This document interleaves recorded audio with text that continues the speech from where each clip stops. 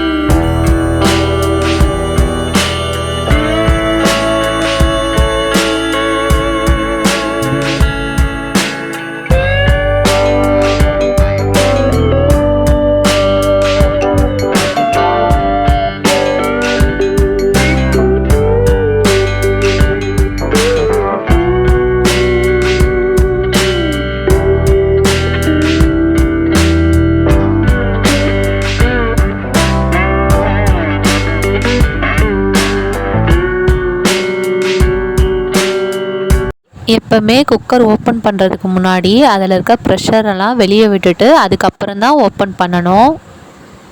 Open பண்ணுறேன். ஆட்டுக்கால் நல்லா வெந்து வந்திருக்கு. இந்த மாதிரி வேக விட்டு தான் குழந்தைங்களுக்கு நம்ம கொடுக்கணும். அப்போ தான் சீக்கிரம் டைஜஸ்ட் ஆகும். வாங்க பாயா எப்படி செய்யலான்னு பார்க்கலாம்.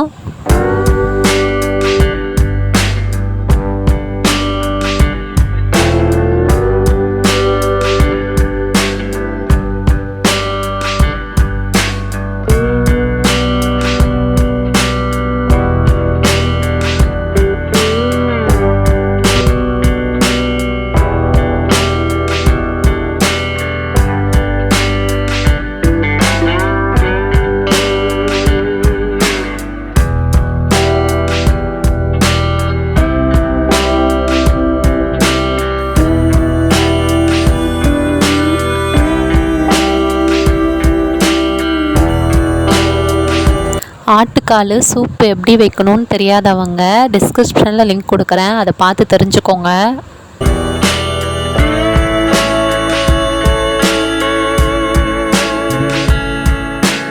ஆட்டுக்கால் பாயாவுக்கு மசாலா விழுது பார்க்கலாம். தேங்காய் ஒரு கைப்பிடி அளவு சேர்த்துருக்கேன். பச்சை மிளகா உங்கள் காரத்துக்கு ஏற்ற மாதிரி சேர்த்துக்கோங்க, 2 அல்லது 3.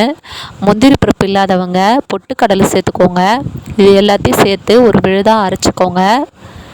ஆட்டுக்கால் பாயா திக்காகவும் டேஸ்ட்டாகவும் இருக்கிறதோட ரகசியம் என்னென்னா இந்த மசாலா விழுது தான்.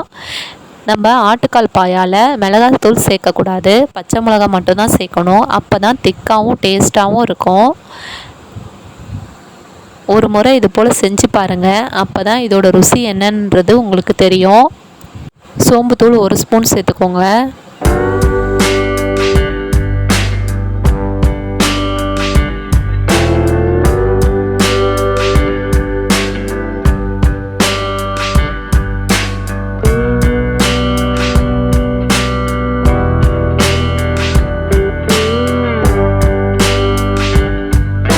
ஆட்டுக்கால் பாயா திக்காகவும் டேஸ்ட்டாகவும் இருக்கிறதோட ரகசியம் என்னென்னா இந்த மசாலா விழுது தான். இந்த மசாலா விழுது சேர்க்கும் போது திக்காகவும் இருக்கும், அதே சமயம் டேஸ்ட்டாகவும் இருக்கும்.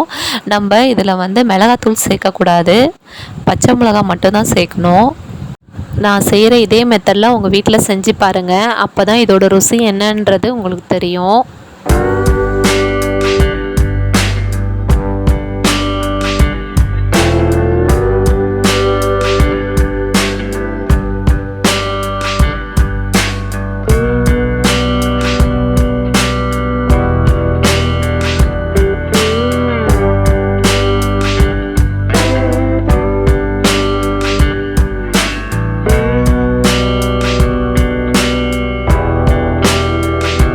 ஆட்டுக்கால் பாயா நல்லா கொதி வரும்போது கொத்தமல்லி நறுக்கி வச்சதை சேர்த்துக்கலாம். அப்போ தான் நல்லா வாசனையாக இருக்கும்.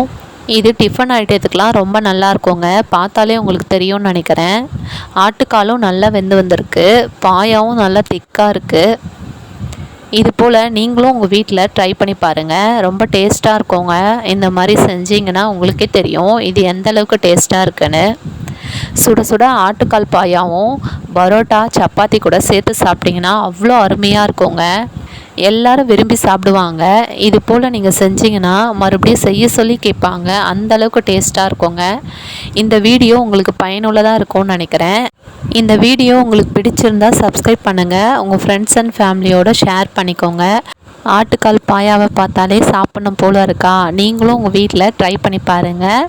நீங்கள் எப்படி செஞ்சீங்கன்னு எனக்கு கமெண்ட் பாக்ஸில் கமெண்ட் பண்ணுங்கள். தேங்க்யூ.